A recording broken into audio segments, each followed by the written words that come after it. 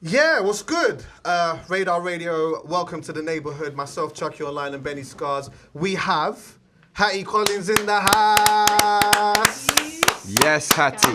Hello. How are you? I'm honoured to be here. Yes? Yeah, man, this is great. Thank you for having me. I'm like so happy that you agreed to do this. No, Hattie. I'm happy to be here. This is like one of the rare times the tables are turned. So I Yes. feel like I'm in the hot seat. Yes. I'm ready for the pressure. How does it I'm ready feel? for what you got. I'm nervous. A little bit nervous. But you know what? I'm Don't not be nervous. because I'm not nervous. don't be. This is just a conversation amongst friends, Yeah. and you know, I didn't know if you did like sort of do the not the I don't call it public speaking, but like the interview thing because that's what you do. Yeah, I think I probably know. didn't so much until the book came out. That was kind of the start of me perhaps talking a little bit more and stuff. But yeah, I mean, until then, I've done lots of stuff where I'm talking about music or like, you know, like they call it punditry. Yeah. So I go on and chat on like One Extra or Radio 1, whatever. But yeah, for me actually talking about me and my sort of path, whatever, no, this is probably one of the first times properly I've sat down. Amazing. So, like, let's go from the beginning. All Yeah. right. Now, I know, I've seen you talk about this a little bit, but you've skirted around a lot of things. All yeah. right. So, Birmingham, it started for Yeah. you. All right. I feel so bad that I've lost my accent. Do you? All the Brummies out there, I'm very sorry. Yeah, Can I just say I as really You, well- you regret can it. switch it back on though. She surely. can. When I go back home. But I actually always felt that you was from outside of London anyway. I don't know why. I don't know where I got that from. I think hopefully I carry that with me. Yeah. Because I Bit think of it's aura. quite important for people to realise that you don't have to be from London to sort of make your mark on the scene.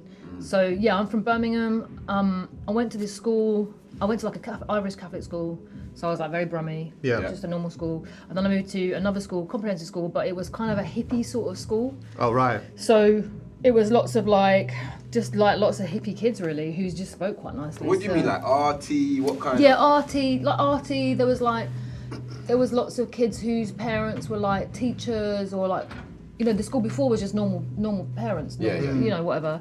And then this was a bit more kind of, I suppose, like I guess more middle class, more sort of like, teachers or politicians. Like some of them were, there was an MP's parent, whatever. But it wasn't posh. It was just more hippie. Yeah. And so I guess I just adapted to that kind of tone, really. And became a hippie I yourself. just became a almost. hippie. So yeah, I lost my accent when I was about 12-ish. And what age? Because you came to London via Liverpool, I read. Yeah, so I went to Liverpool, John Moores University, Yeah. when I was like 19, whatever, and then I probably moved to London when I was about 21. Okay, cool. Oh, sick. Yeah, so, and I suppose I should probably add, because I feel like I've really like disowned my past there, but around the age of 9 or 10, when I went to this school, not only was it quite like, you know, hippie, there was also like, for some reason all the kids did acting. It was like a thing that you did. So to kind of fit in, I started to go to this like amateur sort of thing when I was like 9 or 10. At this place called the Midlands Arts Centre, which is under sort of threat from funding right now. So like, I hope people find out about the Midlands Arts Centre and support it, because it was an amazing thing for me as a kid. And from there, I got sort of talent spotted, if you like, by a thing called the Central Junior Television Workshop, which Mr. Jam was in Nottingham. Oh, And okay. people like Samantha Morton, who was like Oscar-winning actress or Oscar-nominated actress. So basically, I started acting. So again, you know, your voice has to be kind of like level, so you can. Would you say that was confidence building for you as well? Like, Massively, yeah. It's had a big part in my journalism. Like even today, you know, or interviewing people where things might go wrong. I sort of learned from an early age how to think on my feet, how to improvise, how to freestyle. So yeah, it was a really big. It's a big part of my sort of who I am, I suppose, as a journalist, really, because it's more. I see myself more as kind of like having a chat with people rather than sitting down and like firing questions. So yeah, acting was like pretty integral to who I am today. So you moved to London as well. Yeah. Right. What was it like? What was it like moving to London, coming from where you had come from, and what was the plan? Like when you got here, what was the plan for you? So I'd studied drama at uni. So my plan was to be an actor, an Oscar-winning, LA-residing actor. I was going to make big movies. I was going to be. I don't know if I wanted to be famous, but I wanted to act. Like I just loved acting. So that was the plan. Things obviously didn't quite go to plan. I think actually I wasn't that great an actor.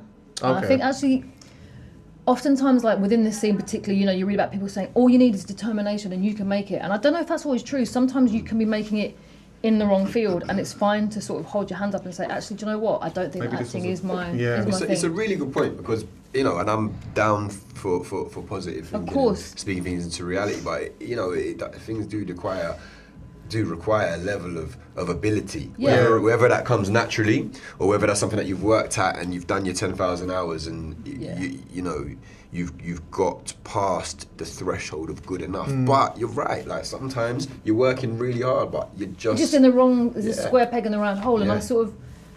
I didn't realise that until I sort of come out of acting, but now I look back, you know, I'm really glad that I was kind of, if you like, it's probably quite brave at that point, like in my mid-20s, I just burnt, metaphorically speaking, everything.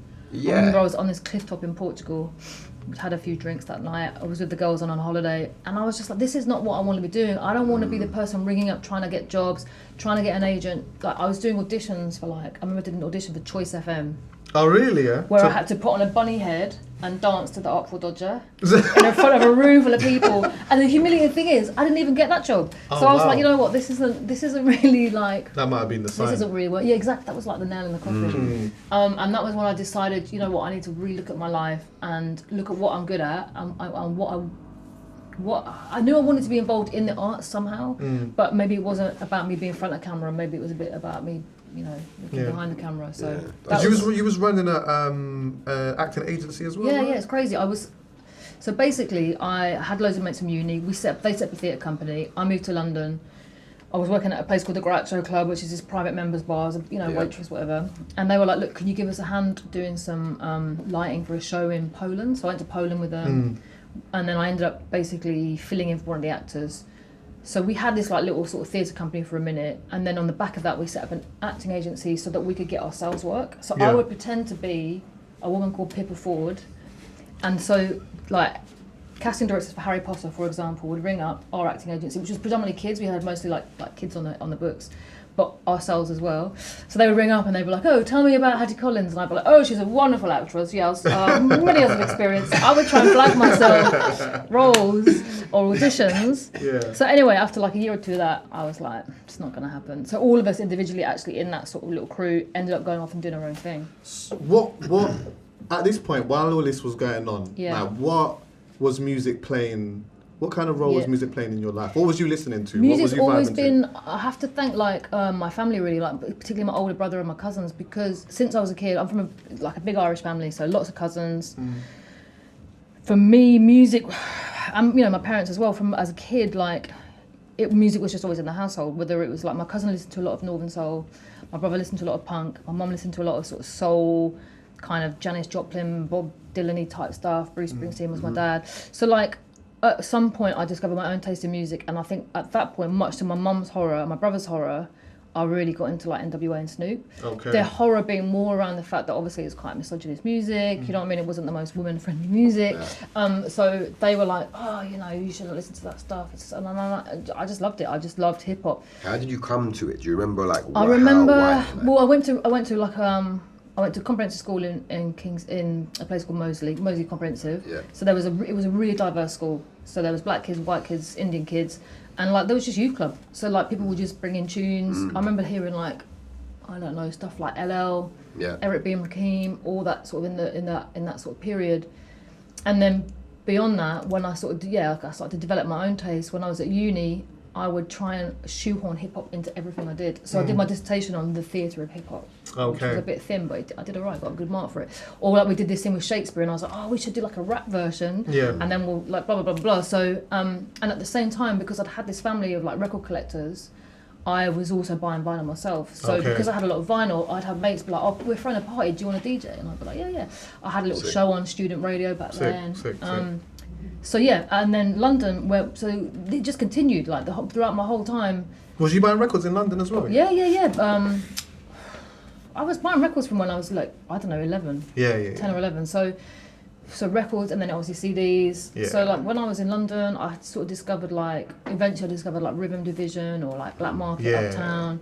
Even HMV, do you know what I mean? You go wherever. I used to buy records from HMV all the time. You just could find a couple of gems in there every once in a while. Yeah, there was some good stuff. Yeah, so music in that sense, maybe like just very casually. Well, to me, it was casual. I don't guess I realised actually, again now, how important it was to me, because that has been my sort of, my research really. Like, it's given me such a big, wide breadth to choose from. So I don't know everything about Bob Dylan and stuff like that, but I have a little bit of that from growing up, and then my own sort of like 90s hip hop, noughties hip hop, and R&B. That's my time, you know. So yeah, and then obviously we were in London, so you go to like the odd garage night or the odd jungle night, and I was seeing this whole other scene. To me, that was a bit more foreign though, like raving wise, because in Liverpool Liverpool didn't really have like a scene like that. You didn't really have like, I mean, maybe it did, maybe more in Manchester, but not in like, you'd have the odd hip hop night. Yeah, do you know what? I'm really curious about that actually, because I think like growing up in London and like, you know, like the garage scene was massive in London and the jungle scene was huge as well, like especially for me growing up. Yeah. But I always thought like, what are they listening to up them sites? Like, are they getting garage? Are they getting jungle? Or is it just... Was it just really more about hip hop? Like, especially in Liverpool, like Cream and clubs like that, it was all house. There was the odd place that I would go to. I'm trying to think of like a couple of names, but it would just be like just a one-off sort of night. It wasn't, unless, I mean, maybe it was going on and I just didn't. It wasn't like I was a student. I just didn't access that world. But like we would go to the odd blues and stuff in Toxteth, and there would obviously be like a lot more like, you know, like bashment, dancehall. But that was again, that was just like the one-off. So I never felt like, definitely didn't feel a part of garage and jungle in that sense at all. I was more connected, I suppose, to like the American hip hop, because to me it was more accessible at that time. I'd listen to Westwood, take Westwood, and then I'd go to any shows that I could go to. Everyone, that was the thing, innit? Yeah. Westwood on Radio 1. Everyone up and down the country was listening to Westwood. He was a big part of my education as well, definitely. Yeah, he was massive to mine. Massive to mine. So you got this, you know, this historic love of music. And you're standing on this mountain in Portugal. Literally, twisting my ankle and everything. So, you know, because it's a pretty bold, or in fact, it's probably a pretty daunting move to just think, you know what, I put a lot of time, both in terms of like the educational process and also like career-wise into you know, going quite far down the track here. Yeah. You know, it's quite a daunting and brave move to say, you know what, gonna draw a line under this and do something else. But it's an even braver move to do that without knowing what you're going into.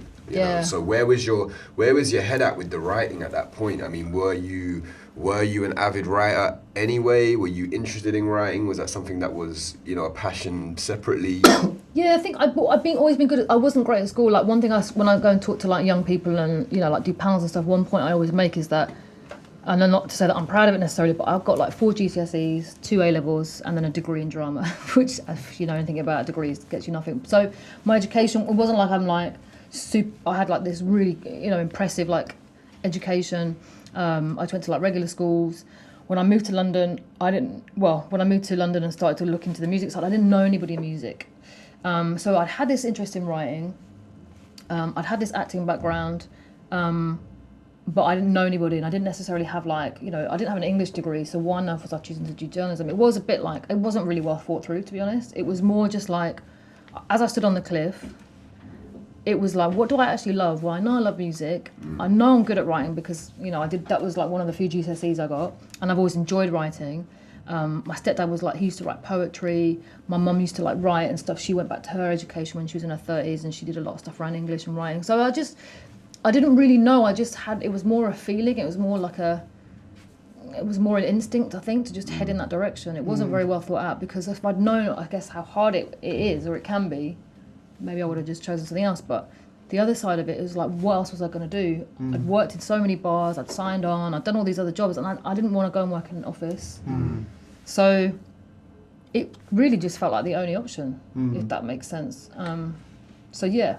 Can you... Sorry, go on. No, go on, you go for it. I was going to say, like, you know, you touched on something there, and it would be good to just, like, expand on it, because I just think that is something that, I don't know, you know, how young people necessarily today feel about it, but, you know, we've all got a lot of pride, social networks and all of that. We're all, you know, giving everyone a highlight reel of our life, just all the best parts. But, you know, you mentioned signing on there, which is something that I also did when I was probably 19, 20, like I signed on, I got housing benefit, all of that. Yeah, same. To try to, just because I wasn't living with my mum and I was trying to do music, and it's difficult, do you know what I mean? And I always want to let people know it's not a big deal, do you know what I mean? It's like something that you have to do. It's a smart thing almost in some ways. Yeah. Like there was a point when I was signing on and getting housing benefit and stuff. Yeah.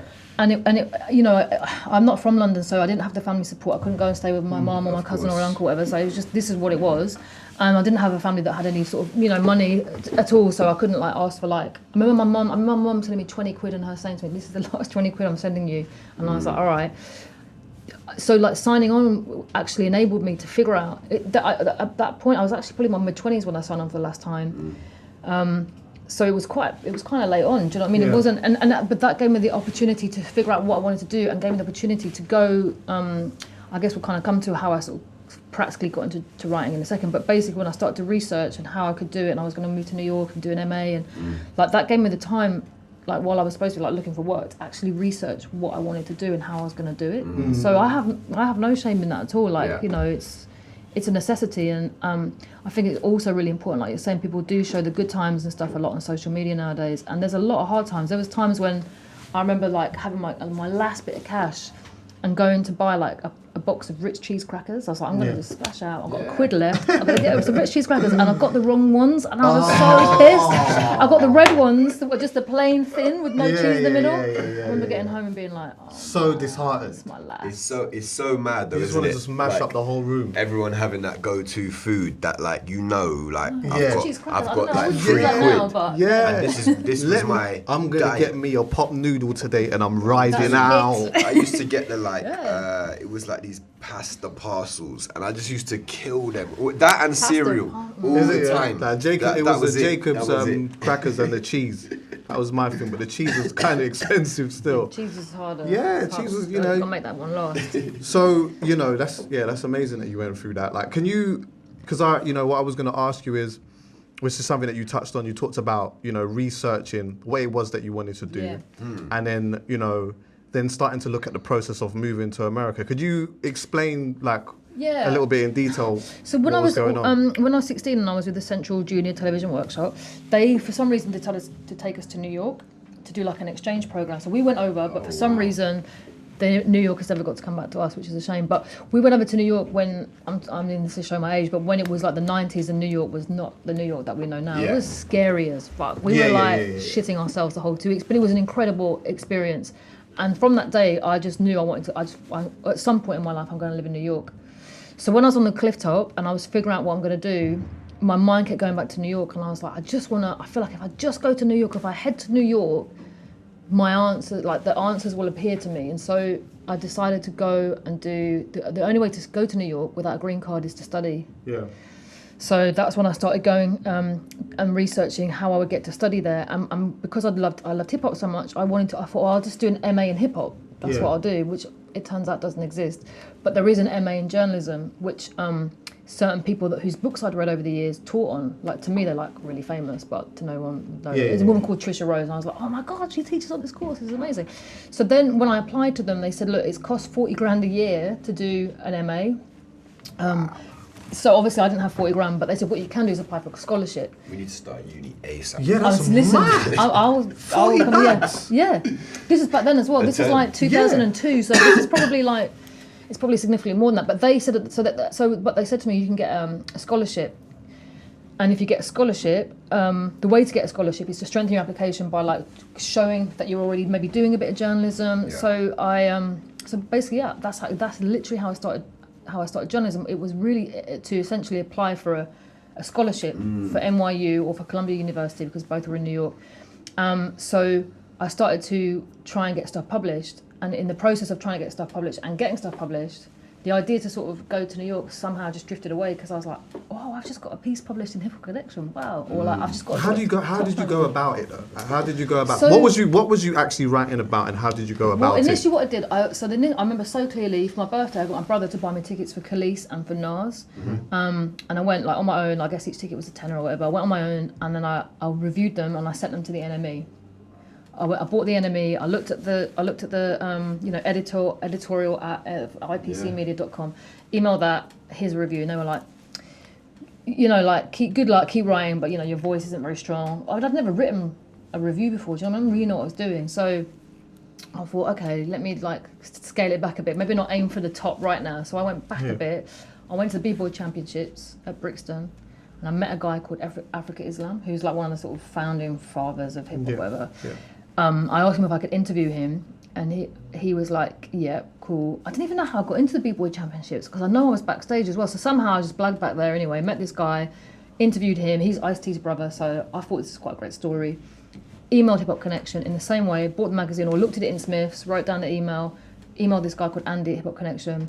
He was like, we don't really want an interview with Africa Islam, but if you were at the B-Boy Championships, could you do a review? And I was like, yeah, I could do a review. So I reviewed it. They were like, great, we'll publish it. I don't even know if I got paid, or maybe I got 20 quid or 25 quid.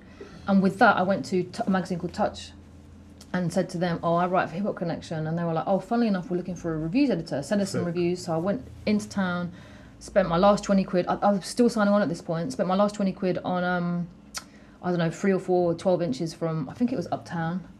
And reviewed those tracks, sent them to Touch. They were like, do you want to be our music editor or staff writer or something? And I got 35 quid a week. But I was like, I'll go in. So that must have felt all right still. Yeah. So I was still signing on because it was literally 35 quid a week.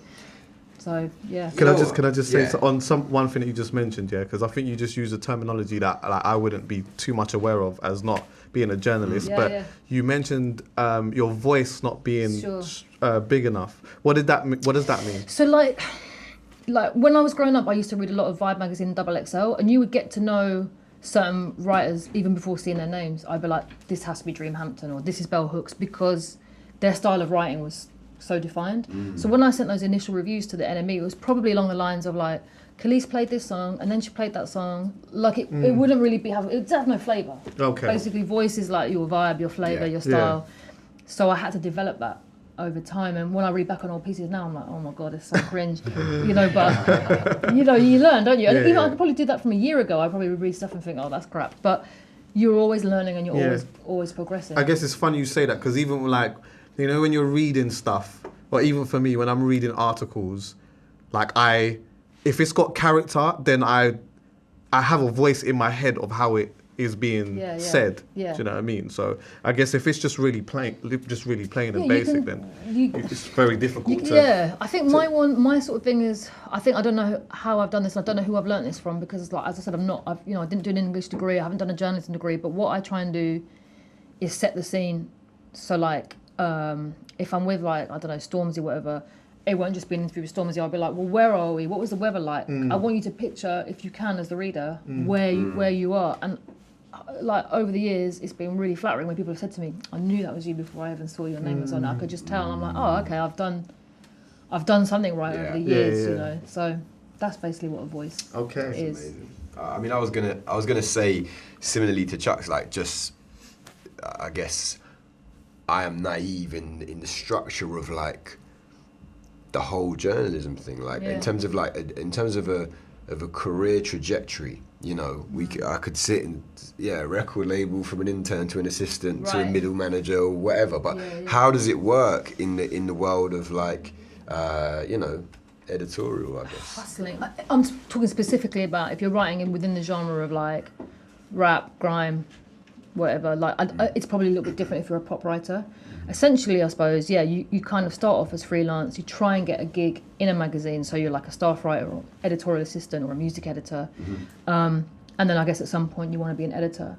It depends. If you look at like from Chantelle Fiddy to myself to Laura, Hyper Frank to JP, everyone's going to be slightly different and everyone's goals are different. Yeah.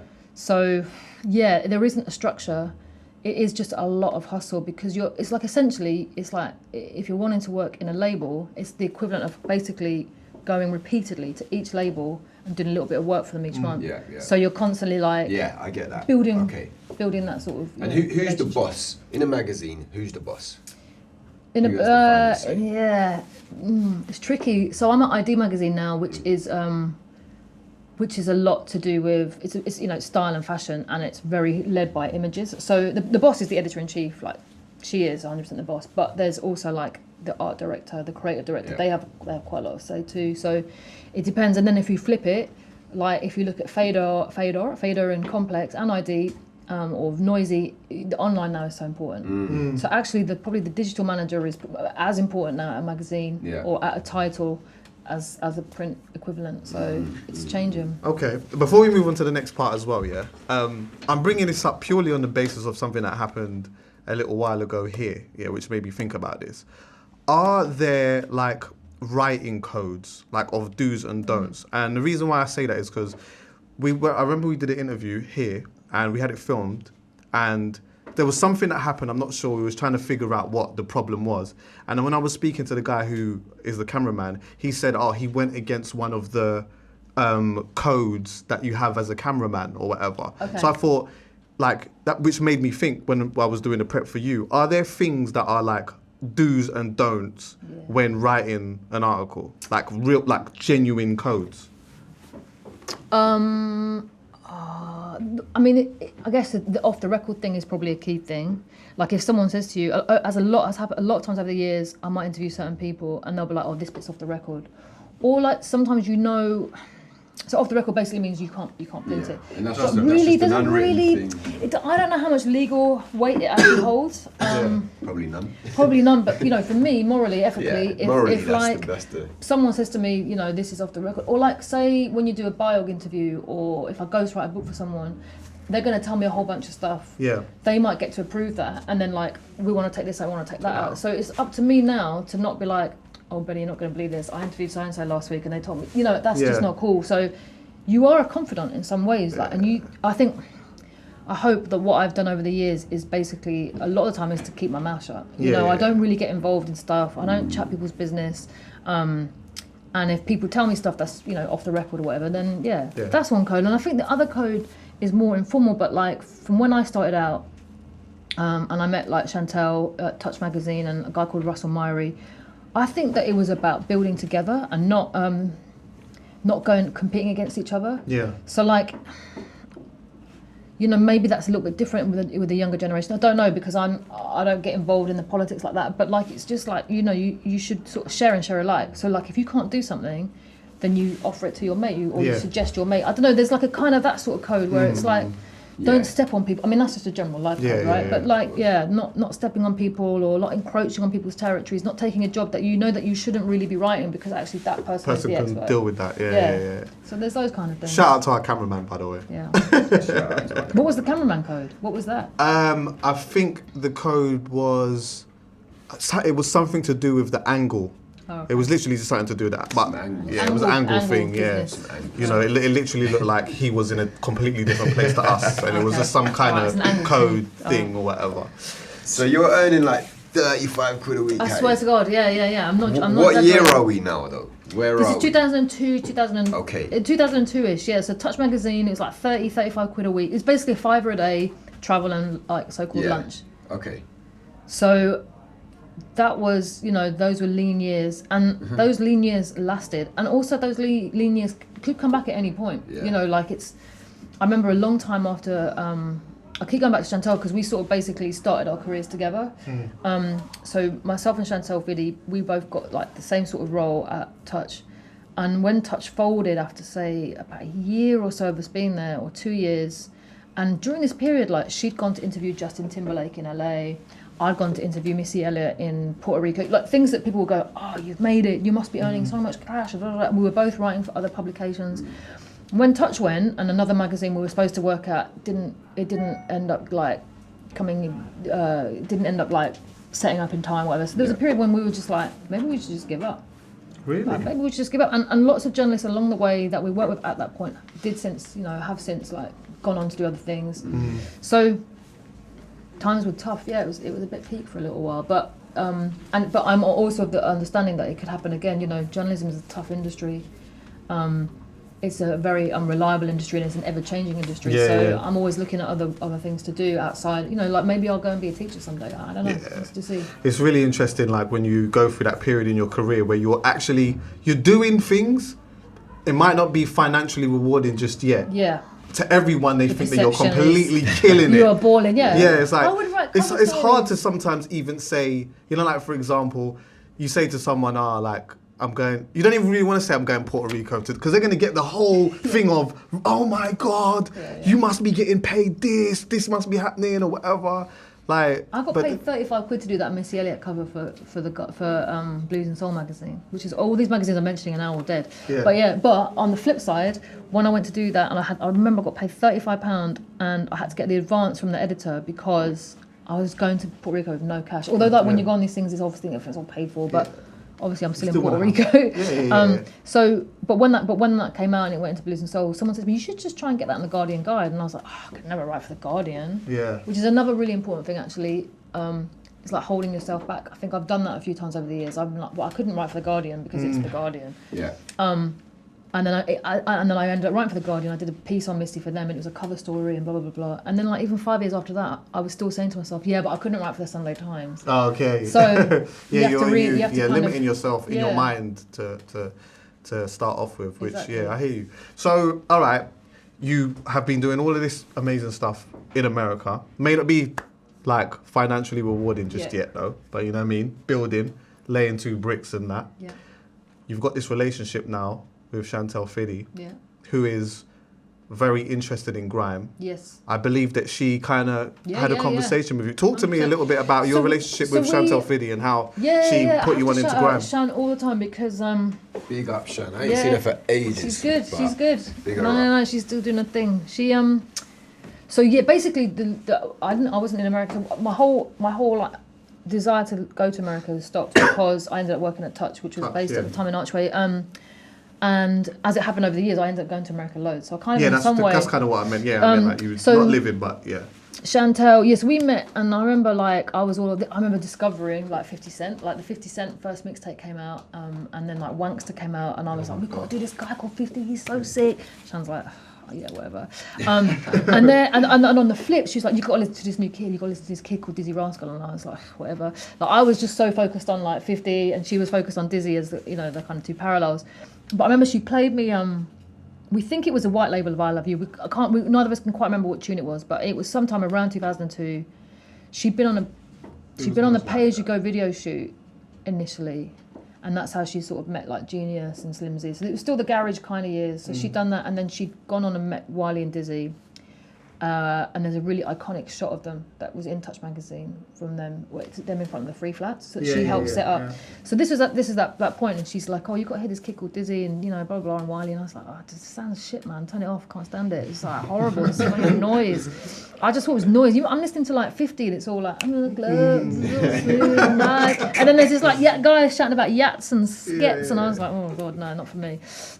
But about a week later, I was like, Shan, that tune you play me it again? And so it's playing me again, and I was like, shit, man. And that was it. I was kind of like, my interest was so peaked.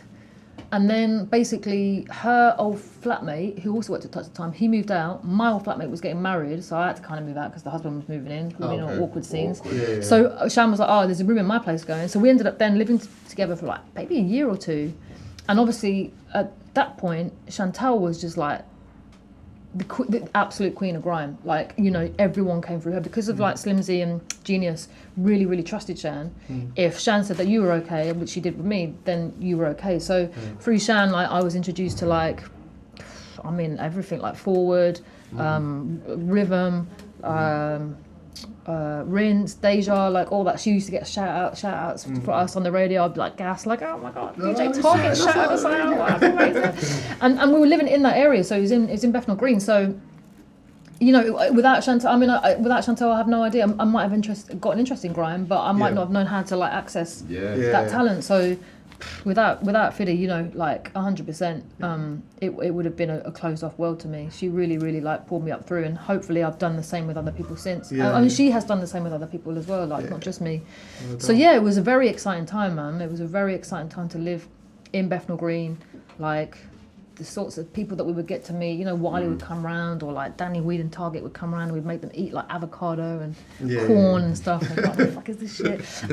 It was just great. It was a really, like looking back on it now, it was just such an exciting time. And again, but like during that period is that time when I'm telling you about when we were like, should we just give up? Like, do you have to go and do something else? So creatively it was like exciting, but financially it was tough. So, to use your words, creatively it was exciting. What was the first point that you really dived in and did an article in the world of grime and you felt ready? Like, and I remember I got Chantelle to read it about 1,000,000 times because I knew, like back then the forums were a thing. Like you couldn't say or do anything without a forum. I'm not just like a journalist, but like Skepta would get slewed on there, Wiley would get slewed on there. The Rewind forum which is where I went to work later on in my sort of career. A couple of years after that, when I went to work at Rewind, but when I was before that, it was like Dissensus, Rewind, Forum.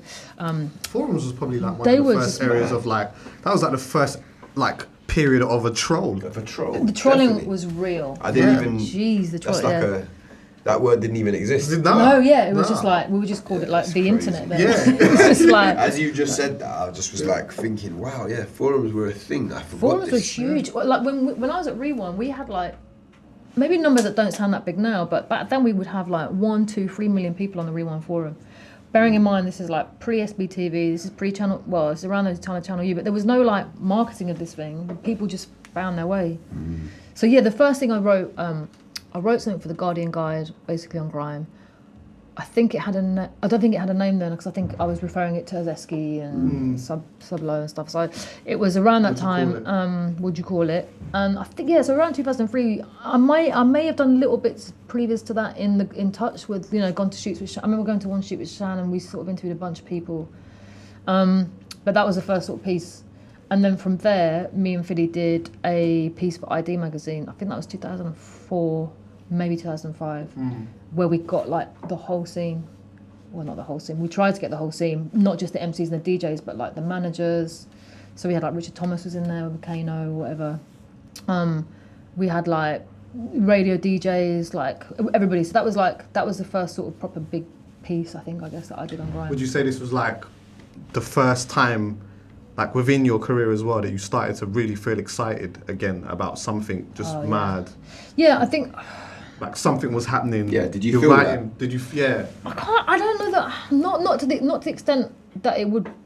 I think no. Like it's weird. Like I've mentioned this before somewhere, but like I always wanted to be, like I was saying, I was such a big hip hop head. My dream was, if I could have gone back in time, would have been to like 1970s Bronx, to have been able to have been born amongst hip hop. But I'm sure it was the same back then. They were just like hooking up lights to the street lamps and like putting two decks together and having a party. But then the rest of it was normal life. So But let me ask you this though: Do you think now that we're having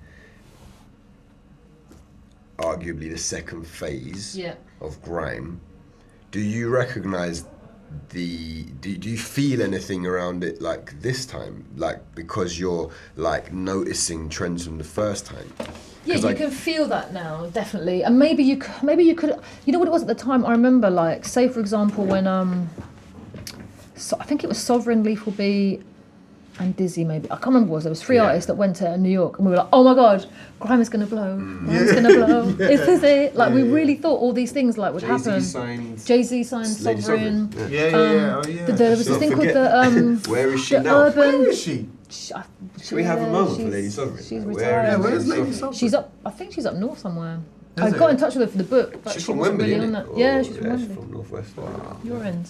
Mine, She, there was a lot of things happening back then. I'm trying to think of there was a thing at the Urban Music Festival, which I think was 2004, and Jay-Z played. We was there. And do you remember they brought out? This comes up every time. Every Are you time. serious? This is so Every legendary. time. This is important for our careers. Look, it's so sick to hear everyone's different perspective of what happened and what they tuned into that day. So let's not interrupt you. Well, my memory of that day is that I think it was the next year Rewind did something at it. Was it 2006? Was it 2004?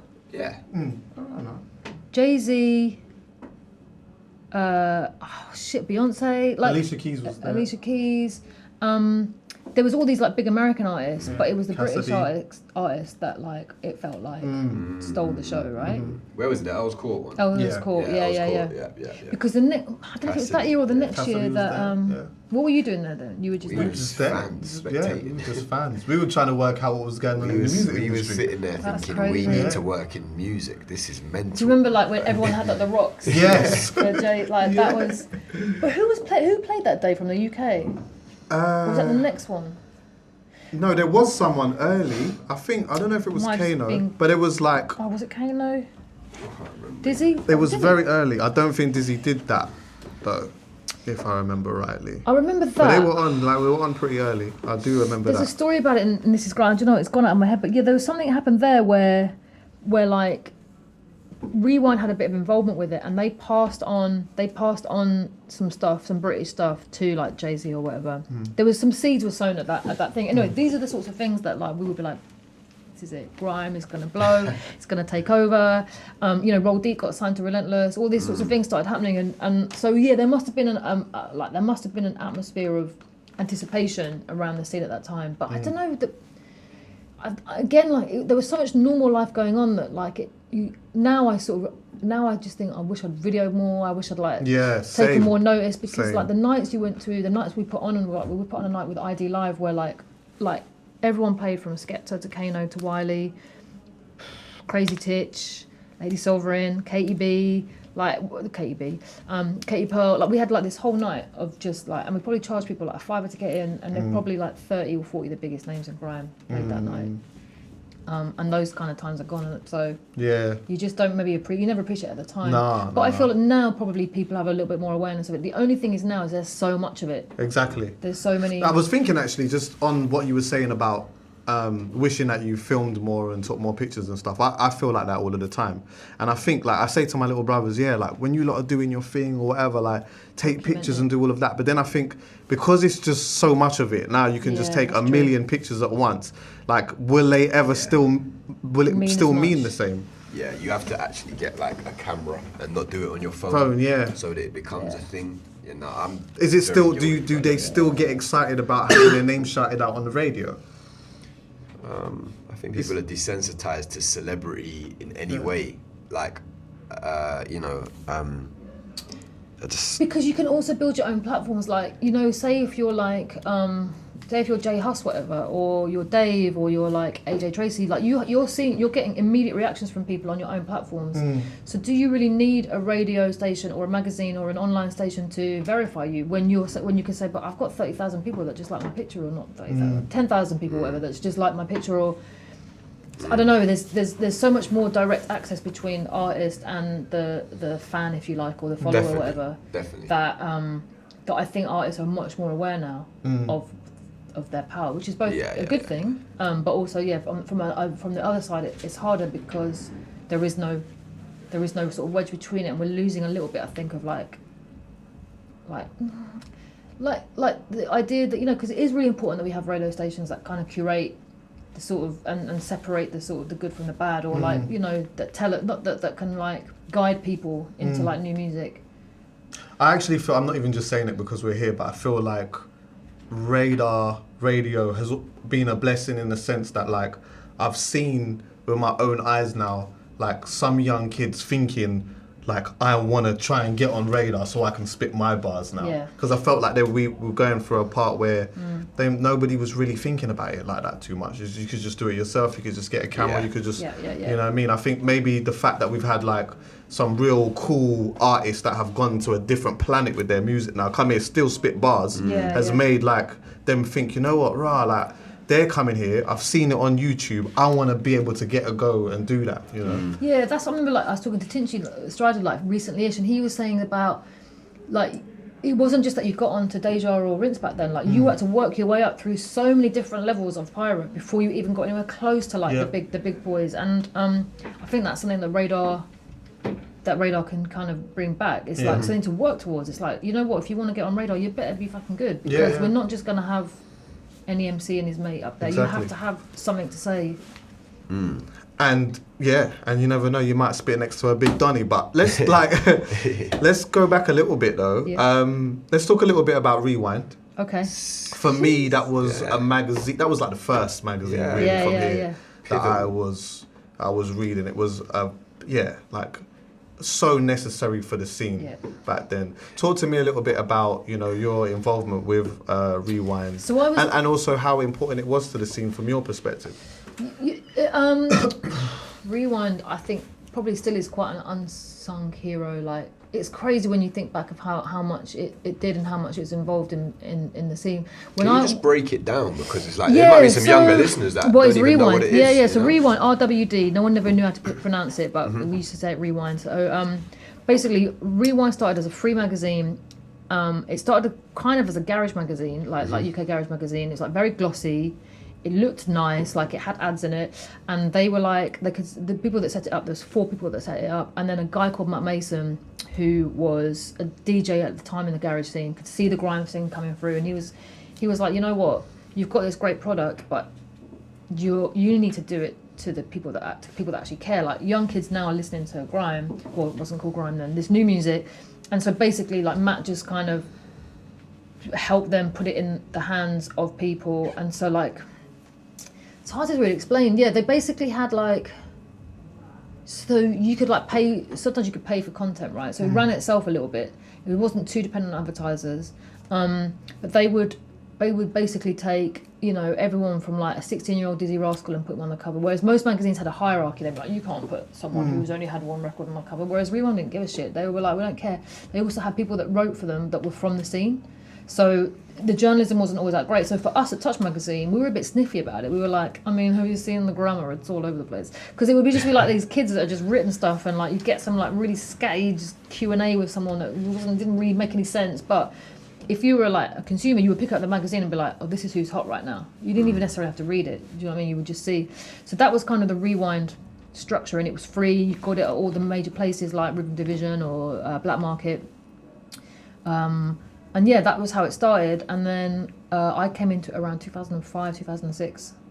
And, you know, we switched it up a little bit at that point. We sort of went on to encompass people like the Ed Sheerans, people that were touching the scene, that weren't in the scene, but that were touching the scene in different ways. So, so Rewind was a magazine. It had this massive forum.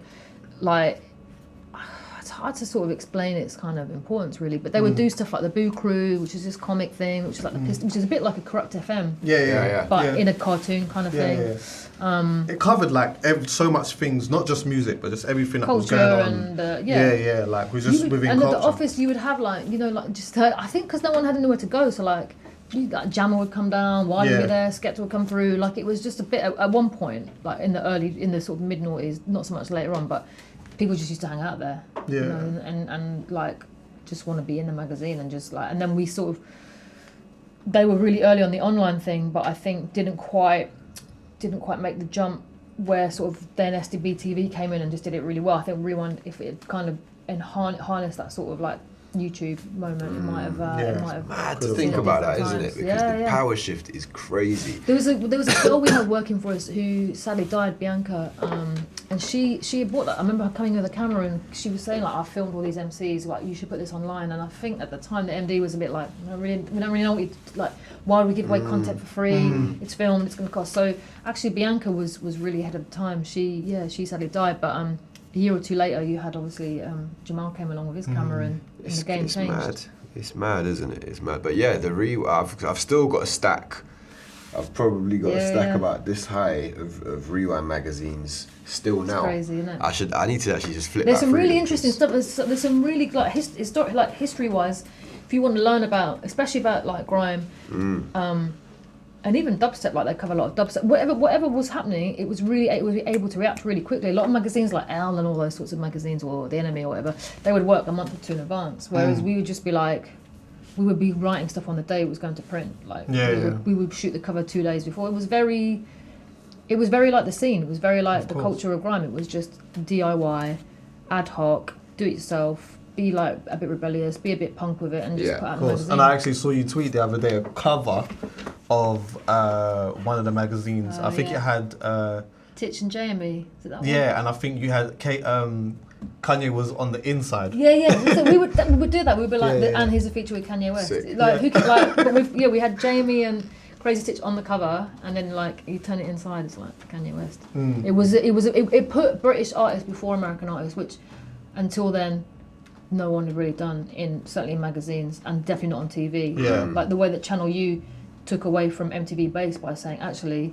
we're going to support British acts, we're not going to relegate them. So, how did things, you know, for you as a journalist, how did things pan out when artists from the grime scene, that was obviously an underground genre, started to cross over and subsequently became pop stars and massive? You know, as a specialist, you know, Yeah. in this genre? Like, how did that change for you? How did For that me change? personally, it was fine because what I've always done throughout my career is never pin myself down to one thing. So while all the time I was at Rewind, I was always freelancing. I've only ever done anywhere. I've only ever worked 3 or 4 days a week because I just never wanted to attach myself to one thing. Yeah. I wanted it to be more about. God, it sounds so like, I don't know, self-obsessed about me, but I just didn't want to. I didn't want to be just Rewind or just ID. So. For me, it was great because it meant like when Tiny Temper was like became huge, I would do his biogs for the label. Yeah. I didn't do media training for Tiny, but like I've done media training for people. And when he came to do a book, him and Dummy were like, "Hey, you want to help us write the book?" So, for me, it was brilliant. Like for Rewind, we did suffer because a lot of people then didn't want to be on Rewind anymore. It wasn't the right environment for them when they This were is what I'm signed, saying, It's- that all these different angles, did you feel like... yeah, if you feel a way about it. Yeah, I mean, yes, and also, I mean, there was a lot of politics. We fell out with a few artists along the way, which is fine. I don't mind those as much as the ones that are like, we're too big for Rewind now. It's the same. It's like, you know what, like, and I hope this happens with the Rated R Awards, but like, it's not just about doing the Brits and the Mercuries. It's great. I'm so happy that Skepta and everybody went to the Rated Awards this year because it's so important, and it's really important that you still do Radar. It's really important that you still do Link Up. Just because you're on a platform with like like a mainstream platform, don't forget about the core audience because also that's when things perhaps don't go so well in 4 or 5 years' time. That's what you'll be coming back to. Well, the thing is, it's gone full circle, and what's good is that like the same generation of artists that have you mentioned Skepta. Skepta has seen this from its inception, and has had a degree of mainstream success or whatever, and maybe felt like, oh, I'm trying to elevate and be ambitious, and I don't want to do that anymore. But then coming all the way back around to thinking, actually, no, do you know what? We need to embrace the people that really care because, the mainstream media is ruthless. They care when you're hot, and when you're not, you can't even ring them. So, and also for yourself, like if you look at Drake, it's like it actually helps the artist to be connected with that younger generation. It's like it gives them like it gives them relevancy that you lose as you become more successful. And actually, you really need the radar. You need that radar audience because like it's always going to come back to that. It's never going to be about what the mainstream likes that continue to propel you. It's always that underground swell, that tastemaker level of people that are what kind of you build your career on. So it was tough. There was a few years where there was a few artists where you definitely fell out with a few people. But from the other side of things and stepping away from Rewind specifically, and you as a freelance journalist, were you not getting the call up now from the guys at the Guardian saying, hey, we need you to interview Tiny or to interview whoever? Well, actually, do you know what? It's funny because you would see this with the Sunday Times is a particular culprit of this. So you would say if I don't know if I ever did do this Tiny Temper for them, but like say I did Tiny for them one week, the next week I couldn't go back and pitch Skepta because they'd already done one Grime act. Okay. Which basically one in, one out policy. It was pretty racist. Like so they would do like week in week out they would do indie and pop acts, aka white acts, and then but funny enough with black acts. Black artists. We did one like 3 weeks ago. It was still. I'm talking about that 2010 sort of period. I'm sure. Tinchy, Tiny, all those guys that were doing all those guys that were doing really well were probably still only allowed to do so much. That I think has changed a lot now. It's actually flipped completely the other way. So thankfully, times have changed. But as it wasn't that long ago where things were still. And with Rewind, we would find advertisers. We would say like we've got 100,000 people reading this magazine. These are like people that have got access to like, let's say, I don't know, whatever, 40 quid a week. Like young kids who've got like spending money. We've got students. We've got like young professionals. This is our 16 to 24 age range. Where if we had been like like a magazine that was doing pop music, we would have had people throwing cash at us. But because it was Rewind magazine, there was a lot of people that were slow to take up the advertising. So you do still see issues. I think we might have just missed a tiny bit. At what point did you quit like doing the odd jobs, and did this become like a full-time job for you? Like within that period of time of everywhere we've just been talking about just here, at what point was it the point of, I don't need to sign on anymore, or I don't need to do these odd jobs anymore, like I can actually now start making a living? Where was that? I think I poured my last pint at a pub in southeast London around 2004. Okay. I think maybe 2005. And So that about was 2 the time years. you was living 2 with Chantelle Fiddy? before or- I moved into Fiddy's place. This was like, this is about. I've been at Touch for maybe about a year and a bit.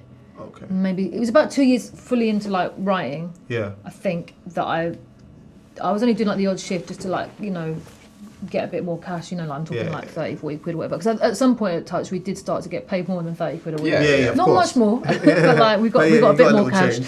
So yeah, it took about 2 years really, Yeah. realistically. It took about 2 years to actually finally stop doing the odd jobs and just about scrape by each month on either Touch. But because when we left Touch, then it was like purely freelance until I got to Rewind, which I think did happen pretty quickly within a year. So there was a year where it was very, very tough.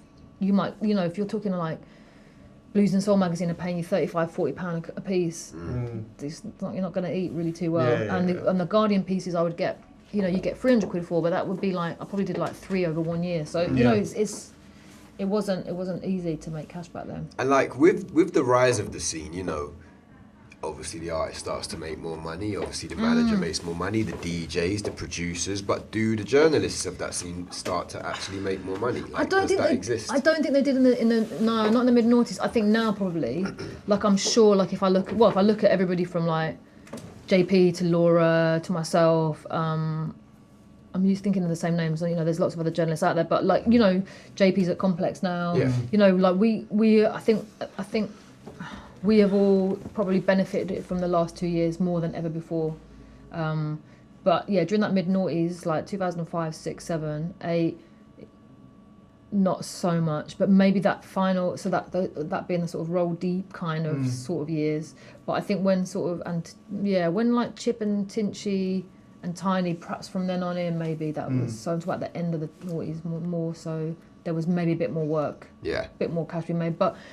Like the scale probably from like artist, if it goes like artist or manager, lawyer, manager, artist, through down to like DJs and producers and stuff, there'll be a big massive drop before you see any you'll see what the writers get. No one gets into writing for the money, I don't think. Do you know what I mean? Which isn't to make myself sound like I'm not, getting by and doing well and stuff. Lots of journalists have managed to buy houses and stuff off writing, and it is possible. And I'm in a really good place now. Like I've got my 3 days at ID. I turn down work because I'm so busy. So you can make it work, but don't get into journalism if you think you're going to make $1 million. It's not gonna I thought it was really interesting reading about you. I think you first discovered that you noticed that brands had a budget to do certain things. Yeah. And I think that one of the first things, I could be wrong, but one of the first things that we maybe saw as brand collaboration was the stuff that you did with G-Shock. You lot are really well researched. And yeah. Tiny and Titch. Like, talk to us a little bit about We've that. got a whole research team hiding stuff for us. You lot are going to start to get me out of a job, man. We I don't. need to stop preparing better for interviews. G-Shock was the first thing I have to shout out Sarah Salter from G-Shock, because that was another thing that came through ID. I was in New York doing a thing they did a collaboration with Spike Lee and Kanye West, and I just met someone from G-Shock. They were obviously on the trip, who's now become a mate, Sarah, and I was just banging on, because I did back then, I was just banging on about Grime. I was like, Kanye's great, but you should listen, like I've got to remember when me and Fiddy went to interview Pharrell I went to interview for ID maybe 2007 or something like that, maybe 2008.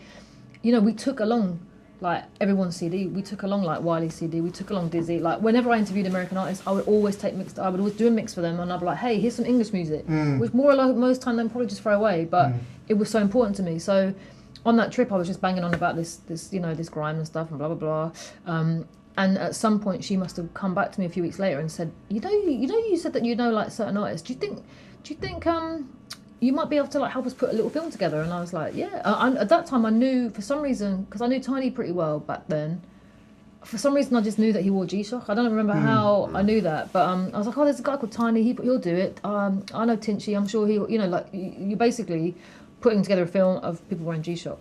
So you're So, like- basically responsible for So I just him well, I having mean, a just crazy literally, dumb like, collection. Basically, Okay, now you we know where what? it If I'd comes from. known he was going to do that line, I would have parlayed myself I'm some telling more P out of You need a G-Shock for little- that. You That need a was little worth the publishing bonus, for wasn't that. it? You need a little publishing. Call Dummy now.